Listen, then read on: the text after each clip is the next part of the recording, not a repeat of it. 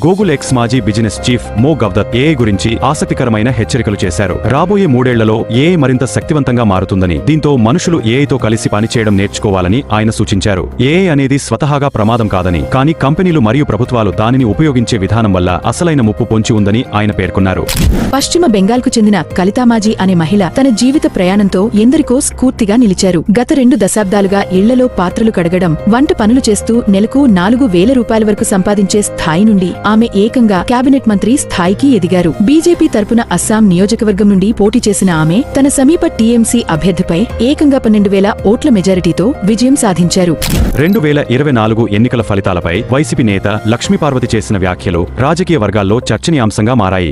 జగన్ ఓడిపోలేదని, నిజానికి ఆయన గెలిచారని ఆమె పేర్కొన్నారు. 104 సీట్లు వచ్చినప్పటికీ 11 సీట్లతో ఓడిపోయినట్లు ప్రకటన ఇచ్చారని ఆమె ఆరోపించారు. చంద్రబాబు గతంలో ఆయన ఎన్టీఆర్ కు వెన్నుపోటు పొడిచి పార్టీని లాక్కున్నారని గుర్తు చేశారు.